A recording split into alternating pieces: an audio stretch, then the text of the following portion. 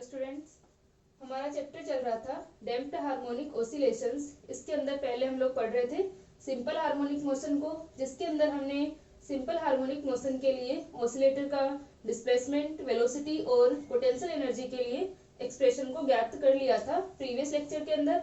आज के लेक्चर में हम लोग निकालते हैं कि kinetic energy of an oscillator क्या होगी। तो यहाँ पर काइनेटिक एनर्जी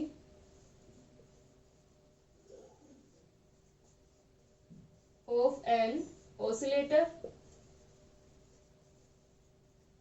इसके बाद में हम पढ़ेंगे कि हमारे जो सिंपल हार्मोनिक मोशन है उसके अंदर डैम्प्ड फोर्स जो है वो किस प्रकार से कार्य करते हैं और डैम्पिंग ऑसिलेशंस किस प्रकार होते हैं। तो पहले हम पढ़ते हैं कि kinetic energy of an oscillator. यहाँ पर अभी हम बात कर रहे हैं सिंपल हार्मोनिक मोशन की विदाउट डैम्पिंग। तो काइनेटिक एनर्जी का फॉर्मूला क्या होता है, K equal to half mv square. Kinetic energy क्या होगी, गतिज ऊर्जा, K equal to half mv square होगी। तो V इक्वल टू क्या होता है, यहाँ पर हमने प्रीवियस लेक्चर में निकाला था वेलोसिटी के लिए एक्सप्रेशन और डिस्प्लेसमेंट के लिए निकाल लिया था और पोटेंशियल एनर्जी के लिए। तो V का मान, चूंकि V equal to omega naught root of a square minus x square था, तो यहाँ पर हम मान रख दें। तो kinetic energy K equal to half m v square omega naught square a square minus x square. ये हमारे पास में क्या आ गया, काइनेटिक एनर्जी के लिए एक्सप्रेशन। x का मान हम वापस से रख दें तो x इक्वल टू क्या था अपना, x equal to a sine omega naught t plus का फाई था। तो k इक्वल टू क्या आ जाएगा, kinetic energy K equal to half m omega naught square a square minus का a square sine square omega naught t plus five. ये हमारे पास में आ गया काइनेटिक एनर्जी। a स्क्वायर को हम कॉमन ले लें तो k equal to 1/2 m omega naught square a square 1 minus sine square omega naught t plus five. और 1 माइनस साइन स्क्वायर थीटा क्या होता है, कोस स्क्वायर थीटा। तो ये काइनेटिक एनर्जी इक्वल टू आ जाएगा 1/2 m omega naught square a square cos square omega naught t plus five. तो यहां से हम देख सकते हैं कि जिस प्रकार हमारी पोटेंशियल एनर्जी का एक्सप्रेशन था जिसके अंदर sign square omega naught t plus five हमारे पास में आ रहा था, तो यहाँ पर क्या था कि जैसे हमारा साइन थीटा का मान वेरी करेगा, यानी omega naught t plus five अगर जीरो है या पाई है तब तो u का मान क्या था, जीरो था। और अगर साइन ओमेगा नोट या इस थीटा का मान omega naught t plus five का मान पाई/2 होगा, तब क्या होगा, u का मान मैक्सिमम होता है 1/2 m omega naught square a square. तो पोटेंशियल एनर्जी जो है टाइम पीरियड के अंदर 0 to t हमारा जो टाइम पीरियड है उस टाइम पीरियड के अंदर क्या करता है, वेरी करता है अपनी मिनिमम और मैक्सिमम वैल्यू के बीच में। तो वही सेम चीज क्या होगी, काइनेटिक एनर्जी के लिए भी होगी। काइनेटिक एनर्जी का मान भी क्या होगा, जब omega naught t plus five equal to 0 और पाई है, तो कोस 0 या पाई के लिए, यहाँ पर कोस स्क्वायर है तो पाई के लिए भी पॉजिटिव ही रहेगा। तो हमारी kinetic energy K equal to 1/2 m omega naught square a square maximum होगी। और जब हमारे पास में omega naught t plus five equal to क्या है, पाई/2 है, तब क्या होगा, कोस पाई/2 की वैल्यू 0, तो काइनेटिक एनर्जी क्या हो गई, 0 हो गई, मिनिमम हो गई। तो हमारी जो काइनेटिक एनर्जी है, गतिज ऊर्जा है, वो भी क्या करेगी, अपनी मिनिमम वैल्यू से मैक्सिमम वैल्यू तक वेरी करेगी। तो हम इसके लिए भी क्या निकाल सकते हैं, माध्य गतिज ऊर्जा, एवरेज काइनेटिक एनर्जी निकाल सकते हैं। ठीक है, इसको लिखो।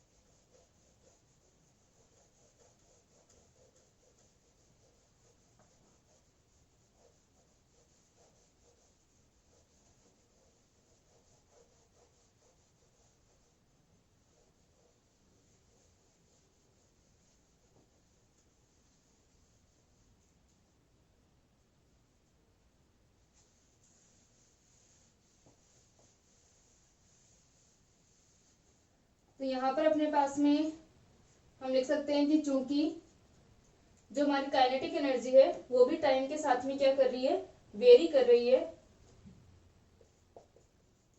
सिंस गतिज ऊर्जा भी समय के सापेक्ष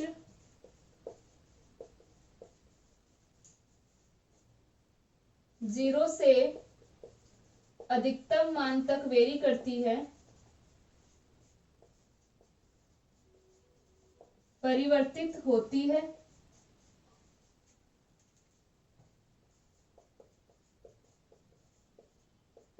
अतः एक आवर्तकाल के लिए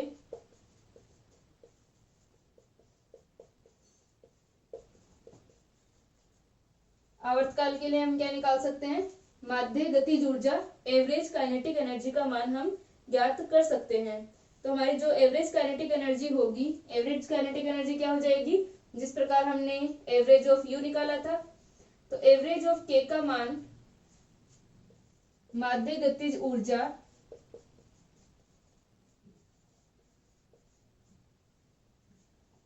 equal to 1/t 0 to t, और काइनेटिक एनर्जी का हमारा एक्सप्रेशन क्या था, 1/2m ओमेगा नोट स्क्वायर ए square cos square omega naught t plus 5 dt।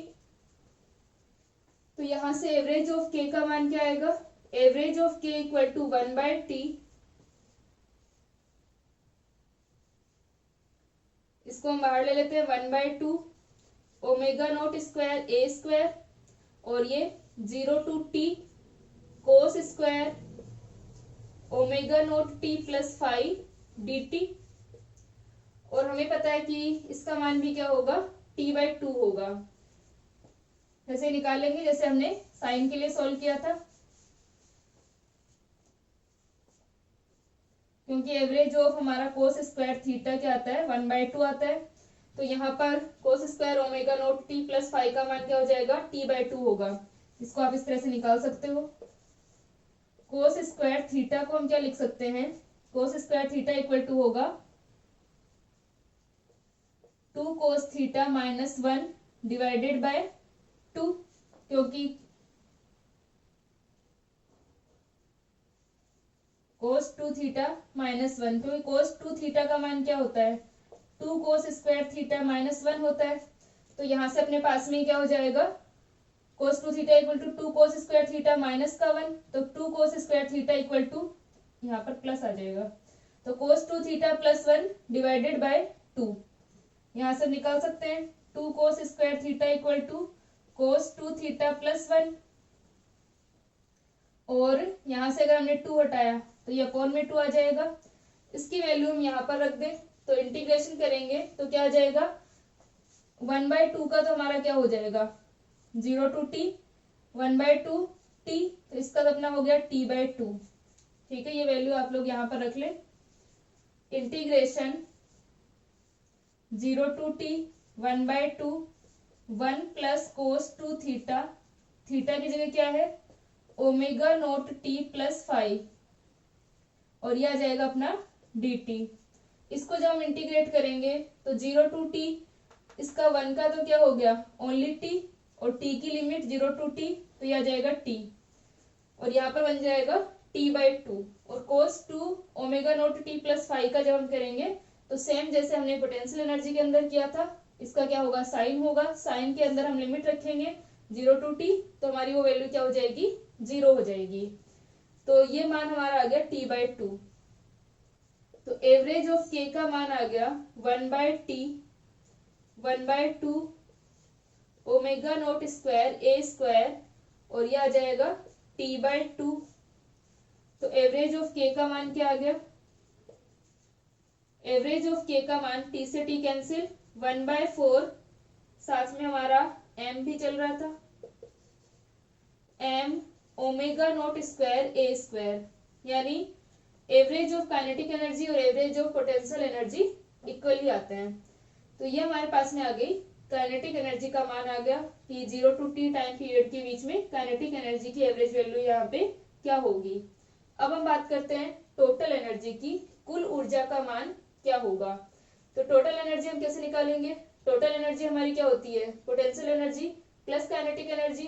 Potential energy का मान हमारे पास में है, काइनेटिक एनर्जी का मान हमारे पास है, दोनों को हम ऐड कर देंगे तो हमारे पास क्या आ जाएगा, टोटल एनर्जी का मान आ जाएगा।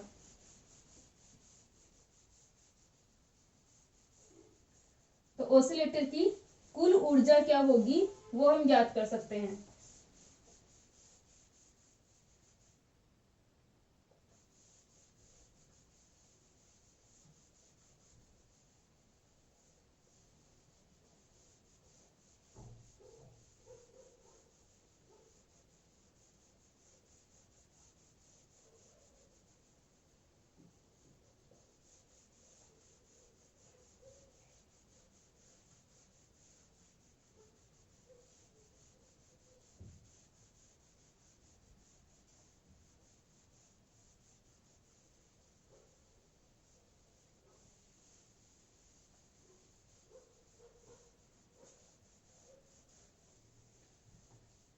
तो यहां से हम निकाले कुल ऊर्जा, टोटल एनर्जी,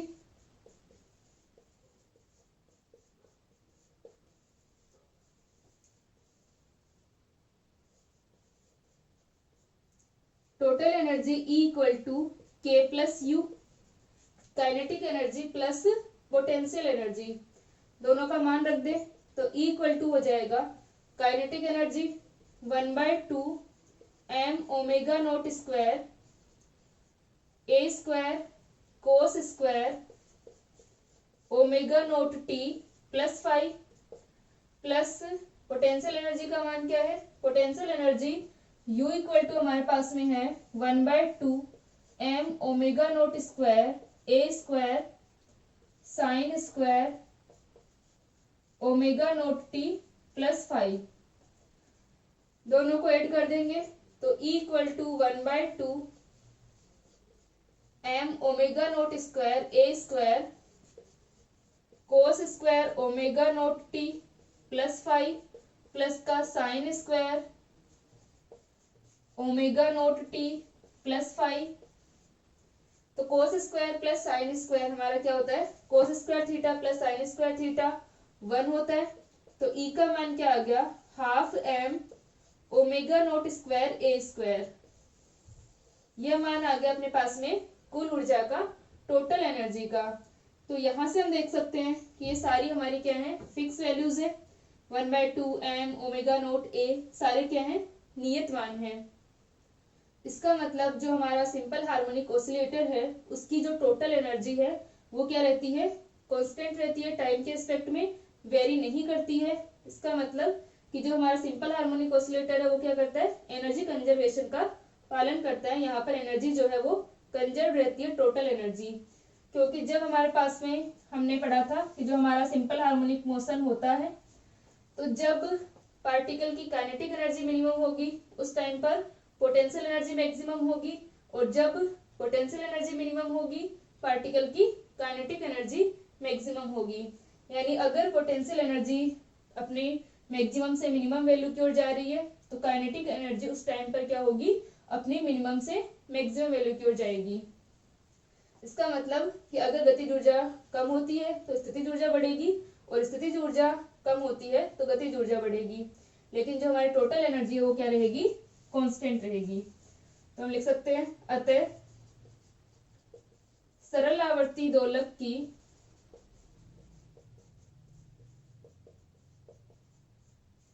दोलक की कुल ऊर्जा समय के सापेक्ष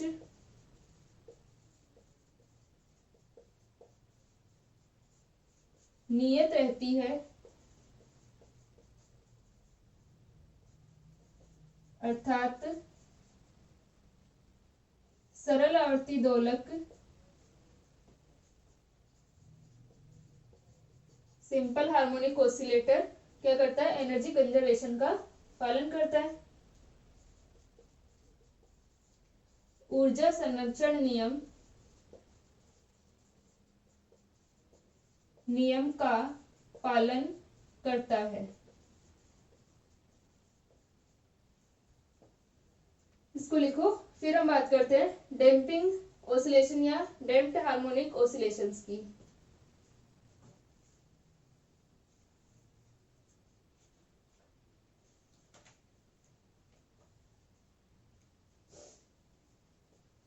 यहाँ पर जो हमारी कुल ऊर्जा है, टोटल एनर्जी है, वो क्या होती है, इस पार्टिकल के मास के प्रोपोर्शनल होती है, और जो एम्पलीट्यूड है उसके स्क्वायर की प्रोपोर्शनल होती है, और जो कोणीय आवृत्ति है, एंगुलर फ्रीक्वेंसी है, उसके स्क्वायर के प्रोपोर्शनल होती है। ठीक है, तो इस प्रकार से ये डिपेंड करती है एम, ओमेगा नोट और ए पर।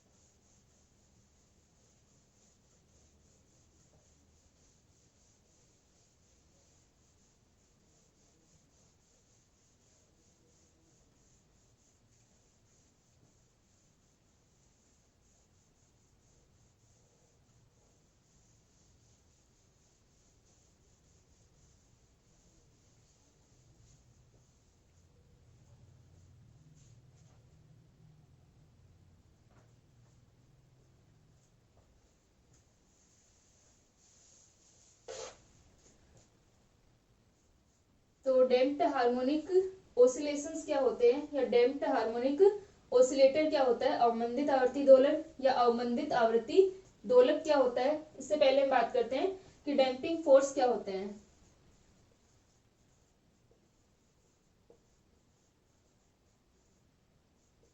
अवमंदन बल,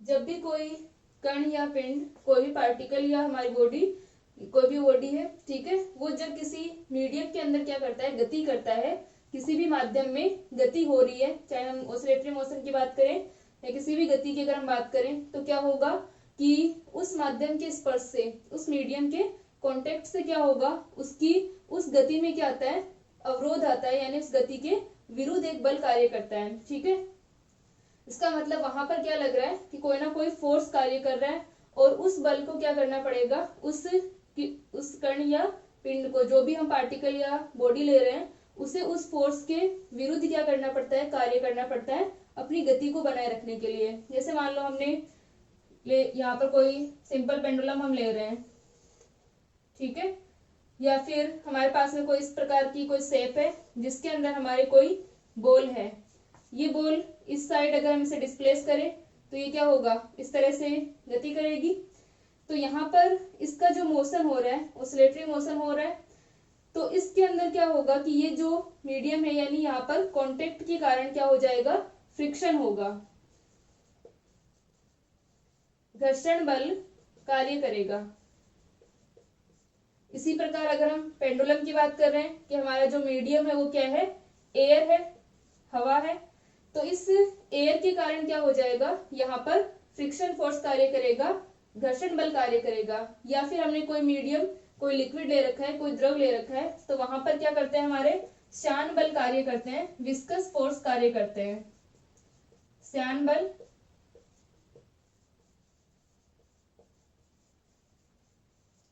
तो इन फोर्सेस के कारण क्या होता है, गति में अवरोध आता है, मोशन जो हो रहा है उसमें रुकावट आती है, और इस प्रकार के जो बल होते हैं जो कि गति में अवरोध उत्पन्न करते हैं, इन्हें क्या कहते हैं, अवमंदन बल या डैम्पिंग फोर्स हम इन्हें कहते हैं। क्योंकि जब भी हमारा, जो भी हमारा पिंड है या जो भी हमारा कण है, उसे क्या करना पड़ेगा, अपनी गति को बनाए रखने के लिए इन बलों के विरुद्ध कार्य करना पड़ता है, इन फोर्सेस के अगेंस्ट क्या करना पड़ेगा, वर्क डन करना पड़ेगा।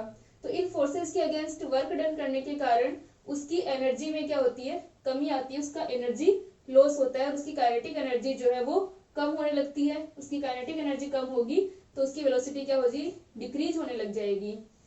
इसका मतलब कि ये जो फोर्स होते हैं, डैम्पिंग फोर्स, वो क्या होते हैं, अगर जो हमारा पार्टिकल या ऑब्जेक्ट है उसका वेलोसिटी ज्यादा नहीं हो तो ये क्या होंगे, ए प्रोपोर्शनल टू वी होते हैं। और हमेशा क्या करते हैं, इस v को कम करने का प्रयास करते हैं। इसके कारण यहाँ पर क्या आएगा, F इक्वल टू माइनस का लेमडा v आएगा, जहां पर ये जो लेमडा है वो क्या कहलाता है, डैम्पिंग कांस्टेंट कहलाता है।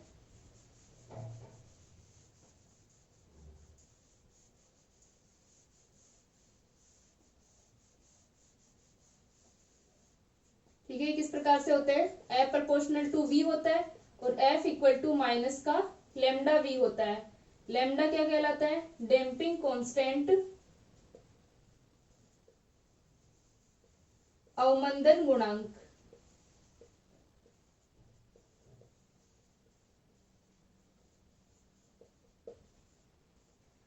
तो ये जो हमारे डैम्पिंग फोर्सेस हैं वो क्या होंगे, जैसे कि फ्रिक्शन फोर्स है या विस्कस फोर्स है, जो कि वेलोसिटी को कम करने का प्रयास करते हैं। और किसी भी ऑब्जेक्ट को इन फोर्सेस के अगेंस्ट क्या करना पड़ता है, वर्क डन करना पड़ता है, जिसके कारण एनर्जी लॉस होता है। तो ये फोर्स नॉन कंजर्वेटिव फोर्स होते हैं, असंरक्षिबल होते हैं, और ये क्या होते हैं, नेगेटिव होते हैं, क्योंकि हमेशा इस वेलोसिटी के अपोजिट होंगे। जिस भी और गति हो रही है ऑब्जेक्ट की, उसके क्या होंगे, अपोजिट ये फोर्स कार्य करते हैं। जैसे कि हम फ्रिक्शन फोर्स को पढ़ते हैं, हमेशा क्या होता है, वेलोसिटी की क्या होगा, अपोजिट डायरेक्शन में होगा। तो ये हमारे फोर्स क्या कहलाते हैं, डैम्पिंग फोर्स कहलाते हैं। तो अब हम बात करते हैं कि ऑसिलेटरी मोशन के अंदर डैम्पिंग फोर्स अगर कार्य करते हैं तो क्या होगा कि जो ऑसिलेशन होते हैं वो डैम्प्ड ऑसिलेशन होते हैं, क्योंकि वहां पर इन डैम्पिंग फोर्सेस के कारण ऑसिलेशंस का जो एम्पलीट्यूड है वो डिक्रीज होने लगता है। जैसे मान लो हमारे पास में क्या है, कोई सिंपल पेंडुलम है और हमारा मीडियम जो है एयर या कोई भी लिक्विड हम ले सकते हैं।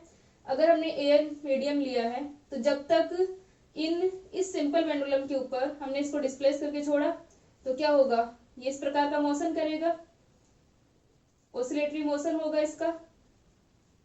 तो जब तक इस पर कोई डैम्पिंग फोर्स कार्य नहीं कर रहा है, यानी कोई भी फ्रिक्शन या विस्कस फोर्स इस पर कार्य नहीं कर रहा है, तब तक तो क्या होगा, ये अपना ऑसिलेशन बनाए रखेगा। यानी टाइम के साथ में इसके ऑसिलेशन और इसके एम्पलीट्यूड में कोई कमी नहीं आएगी। हम अगर इसका ग्राफ बनाए तो क्या होगा, इसका एम्पलीट्यूड का ग्राफ टाइम के रिस्पेक्ट में क्या आएगा, इस प्रकार से आएगा। इसके एम्पलीट्यूड और इसका जो ऑसिलेशन है वो क्या रहेंगे, कांस्टेंट रहेंगे। लेकिन अगर इस पर डैम्पिंग फोर्स कार्य कर रहे हैं, क्योंकि अगर हमारा कोई भी मीडियम है, एयर है या कोई लिक्विड, जो भी हमारा मीडियम होगा, तो उस मीडियम के कांटेक्ट के कारण इसके ऊपर क्या होंगे, डैम्पिंग फोर्स लगेंगे, हमारे फ्रिक्शन या विस्कस फोर्स इस पर कार्य करेंगे। तो उन फोर्सेस के कारण क्या हो जाएगा, इसमें डैम्पिंग स्टार्ट हो जाती है, अवमंदन हो जाता है।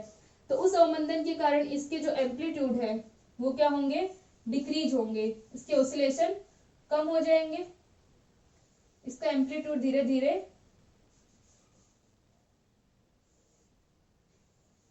डिक्रीज होना स्टार्ट हो जाएगा। यानी ये पहले मान लो ये यहां से यहां तक गया, दूसरे चक्कर में ये क्या होगा, सिर्फ यहां तक ही जा रहा है, फिर ये सिर्फ यहां तक जाएगा। इस तरह से धीरे धीरे क्या हो गया, इसका एम्पलीट्यूड डिक्रीज होता हुआ ये स्थिर हो जाएगा।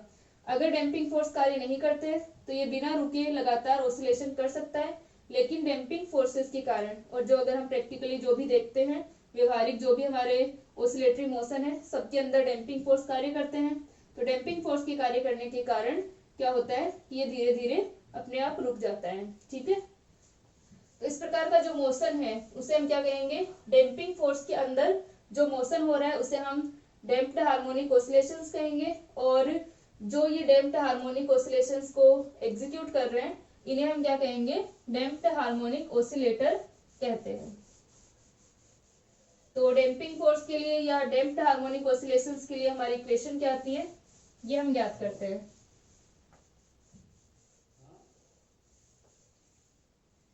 तो हमारे पास में डैम्प्ड सिंपल हार्मोनिक ऑसिलेटर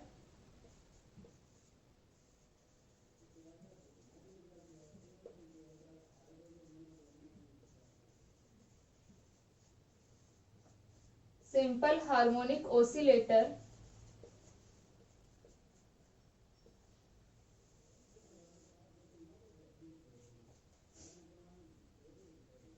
तो हम लिख सकते हैं कि जब तक कोई भी घर्षण बल या श्यान बल नहीं लग रहा है तब तक तो क्या होगा, इनका जो मोशन है वो फ्री मोशन होता रहता है। उसके बाद में अगर घर्षण या चांद बल, फ्रिक्शन या विस्कस फोर्स कार्य कर रहे हैं तो मोशन कैसा होगा, डैम्पिंग मोशन होगा। तो दोलन करने वाले जो भी हमारे दोलक हैं यानी ऑसिलेटर के ऊपर हम दो तरीके के फोर्स लेते हैं। तो यहाँ पर हमारे पास में क्या हो जाएगा कि किसी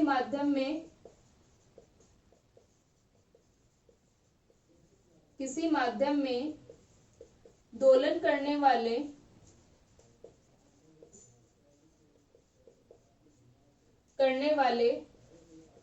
कण या पिंड पर दो तरह के फोर्स कार्य करते हैं।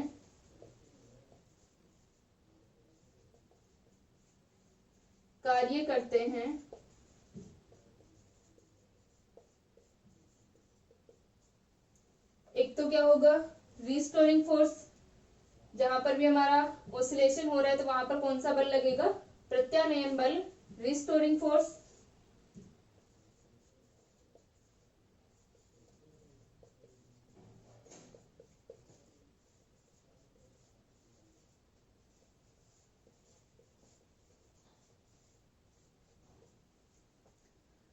रिस्टोरिंग फोर्स क्या होते हैं, ये फोर्स हमेशा किसके प्रोपोर्शनल होंगे, F प्रोपोर्शनल टू x होते हैं, F इक्वल टू माइनस का kx होते हैं, यानी ये डिस्प्लेसमेंट के प्रोपोर्शनल होते हैं और इनकी डायरेक्शन हमेशा क्या होती है, इक्विलिब्रियम पॉइंट के ओर होती है। ठीक है, तो यहाँ पर हमारे पास में क्या हो गया कि जो हमारा रिस्टोरिंग फोर्स होगा वो क्या होगा, F इक्वल टू माइनस का kx होगा।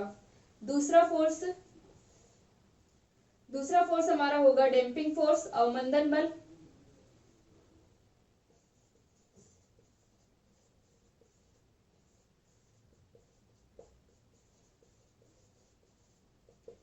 डैम्पिंग फोर्स, ये फोर्स जो होते हैं वो गति के विरुद्ध होते हैं और ये गति को कम करने का प्रयास करते हैं। तो यहाँ पर F जो होगा प्रोपोर्शनल टू v होगा, गति के समानुपाती होते हैं। ठीक है, वेलोसिटी के क्या होंगे, प्रोपोर्शनल होंगे और उसके अपोजिट होंगे। तो हम इनको लिख सकते हैं F इक्वल टू माइनस का लेमडा v, जहां पर लेमडा हमारा क्या है, अवमंदन गुणांक है, जहां लेमडा अवमंदन गुणांक है।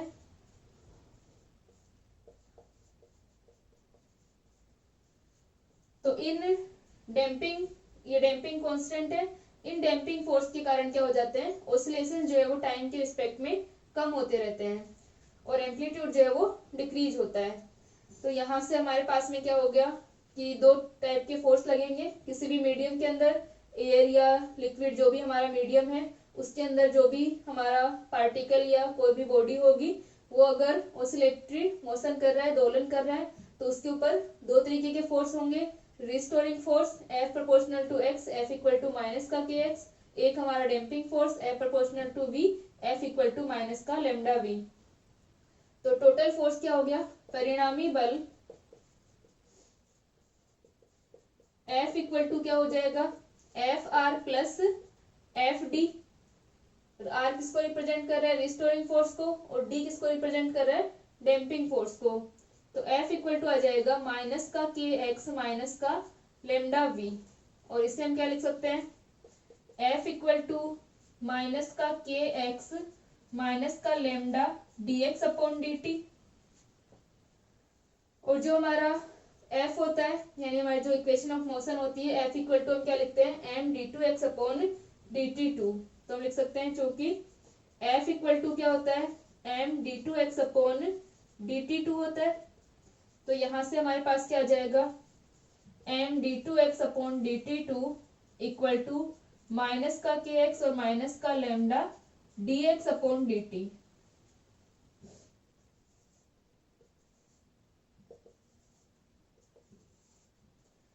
ये हमारी क्वेश्चन आ गई, M D two X upon D T two equal to minus का के एक्स माइनस का lambda D X upon D T. इसको हम थोड़ा सिंप्लीफाई करके लिखे, यहां तक लिख लो।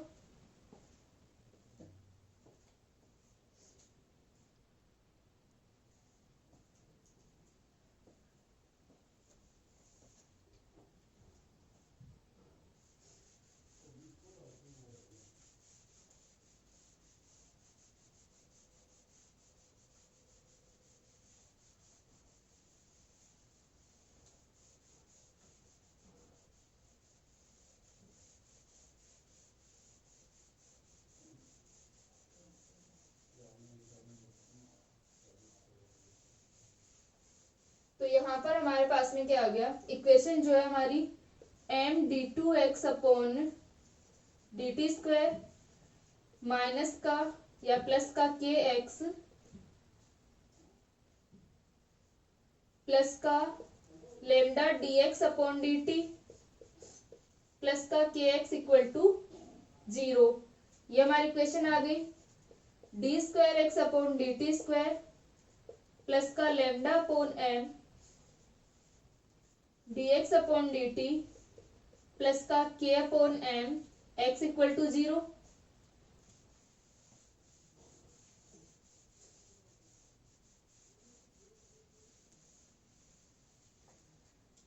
तो ये इसको हम लिख सकते हैं, माना lambda upon M equal to 1/2 equal to 2r तथा K upon M equal to omega naught square, K upon M equal to omega naught square. तो यहां से आ जाएगा D square X upon D T square, जहां पर omega naught square के इसकी मूल आवृत्ति है बिना डैम्पिंग फोर्स के। जब ये यहाँ पर ओसिलेशन होंगे तो ये जो फंडामेंटल एंगुलर फ्रीक्वेंसी जो होगी D square X upon D T square, और ये आ जाएगा 2r D X upon D T plus का omega naught square X equal to 0।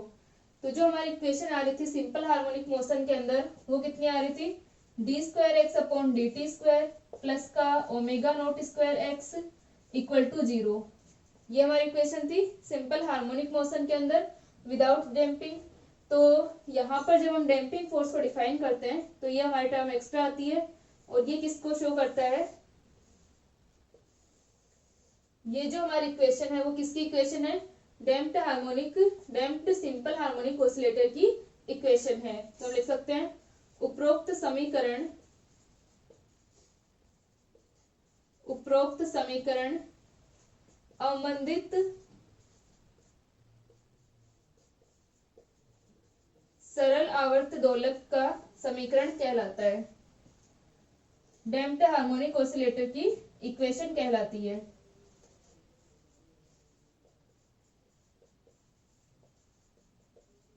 समीकरण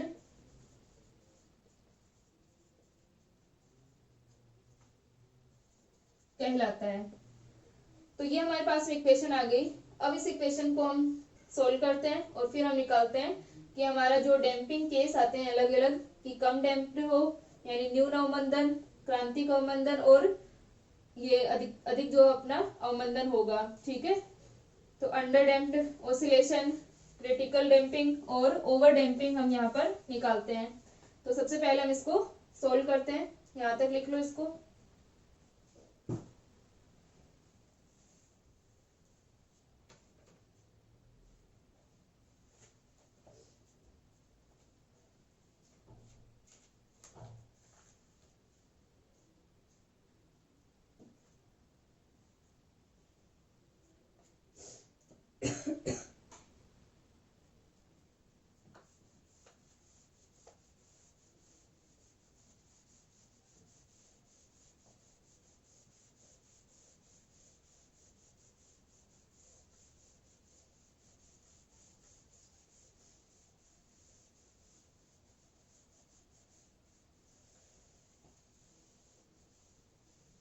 तो हमारी इक्वेशन क्या आ गई, D square X upon D T square plus 2r D X upon D T plus का omega naught square X equal to 0।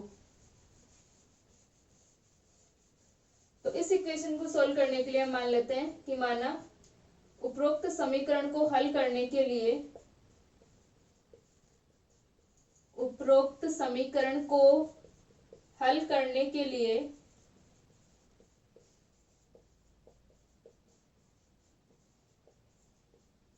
माना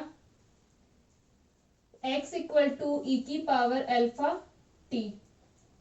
तो यहां से ये वाला जो मान है हमारा x इक्वल टू ई की पावर अल्फा टी, ये हम इस इक्वेशन के अंदर रखते हैं। तो पहले हम निकाल लेते हैं dx upon D T equal to alpha E की पावर अल्फा टी, और d2x upon dt square equal to क्या आ जाएगा, अल्फा ई की पावर अल्फा टी, तो ये आ जाएगा अल्फा स्क्वायर ई की पावर अल्फा टी। और ये वाली वैल्यू हम इसके अंदर रख दें, इस इक्वेशन के अंदर, इसे हम इक्वेशन नंबर 5 दे देते हैं। तो समीकरण 5 में मान रखने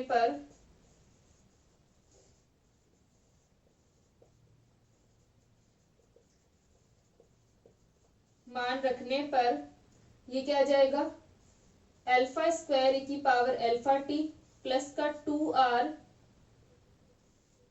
और अल्फा ई की power alpha T plus omega naught square E की पावर अल्फा टी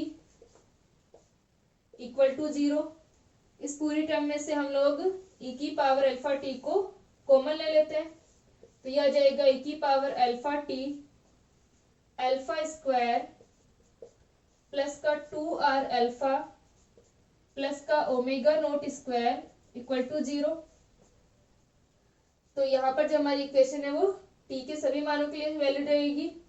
तो और ये हमारा जो e की पावर अल्फा t है वो 0 के इक्वल हो नहीं सकता, एक्सपोनेंशियल की पावर है वो 0 के इक्वल नहीं होगी यहाँ पर अपनी। तो e की power alpha t equal to not equal to 0। तो यहां से हम लोग इसको देख सकते हैं कि अतः alpha square plus 2r alpha plus का omega naught square equal to 0। तो ये हमारी क्या है, एक द्विघातीय समीकरण है, क्वाड्रेटिक इक्वेशन है। तो इसका सॉल्यूशन हम क्या लिख सकते हैं, अल्फा इक्वल टू माइनस का r, इक्वेशन क्या होती है हमारी, जो सॉल्यूशन होता है x इक्वल टू क्या होता है माइनस का b plus minus root B square minus का 4ac और अपॉन 2a। तो इस फॉर्मूले के अंदर हम मान रख दें तो क्या आ जाएगा, अल्फा इक्वल टू माइनस का, ये हमारे पास में क्या था 2r अल्फा, b का मान क्या आ जाएगा 2r plus minus root B square, तो b का square 4r square minus 4ac। तो a का मान तो 1 है और c का मान omega naught square divided bye 2a का मान क्या है 1 है। ये हमारे पास में क्या आ गया, अल्फा का मान आ गया। इस अल्फा के मान को हम थोड़ा सा सिंप्लीफाई कर सकते हैं।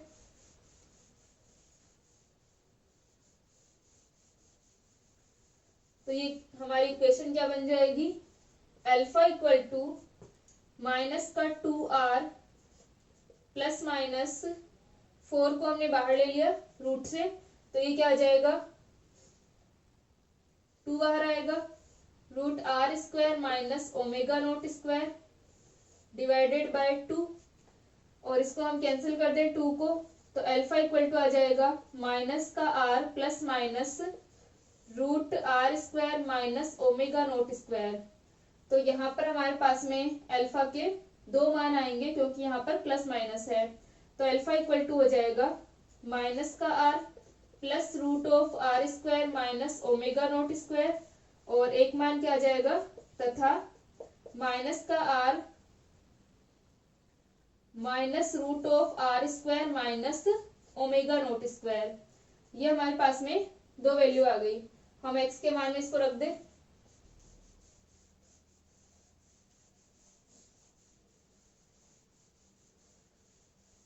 तो ये हमारा x इक्वल टू आ जाएगा x equal to a e की पावर, इसके लिए हमने यहाँ पर अलग अलग हम एम्पलीट्यूड डिफाइन कर देंगे a और b।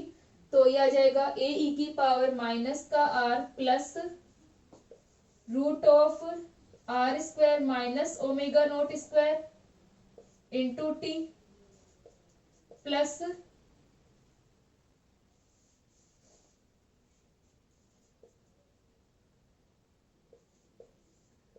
माइनस का r plus r square minus omega naught square into T plus का b e की पावर माइनस का r minus root of r square minus omega naught square into T. ये हमारा आ गया डिस्प्लेसमेंट की equation आ गई। जो समीकरण होगा विस्थापन का ये आ जाएगा अपने पास में।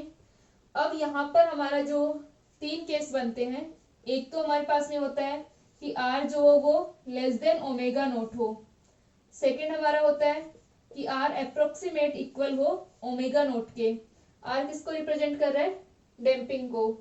और थर्ड हमारा R is greater than omega naught हो। तो जब R is less than omega naught होगा तो ये क्या कहलाता है, न्यून अवमंदन कहलाता है, अंडर डैम्पिंग कंडीशन कहलाती है, अंडर डैम्पिंग कंडीशन कहलाती है, न्यून अवमंदन कहलाता है। इस कंडीशन के अंदर क्या होगा कि ऑसिलेशन तो होंगे लेकिन वो धीरे धीरे डिक्रीज होते हुए होंगे, एम्पलीट्यूड डिक्रीज होता हुआ होगा। फिर बात करें हम आर अप्रोक्सीमेट ओमेगा नोट की, ये हमारी कहलाती है क्रिटिकल कंडीशन, क्रांतिक अवमंदन। इस कंडीशन में क्या होगा कि बस एक बार हमारा एम्पलीट्यूड स्टार्ट होके फिर एक साथ डिक्रीज हो जाता है।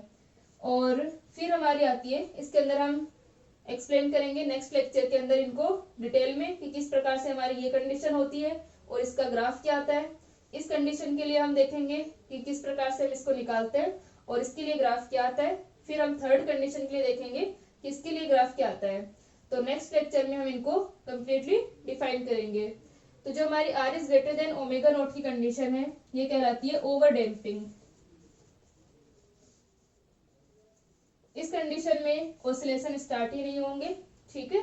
तो ये तीनों कंडीशंस जो है नेक्स्ट लेक्चर में हम इनको एक्सप्लेन करेंगे कि किस तरह से इनके ग्राफ हमारे पास में आते हैं, ठीक है। नेक्स्ट लेक्चर में इसको कंटिन्यू करते हैं।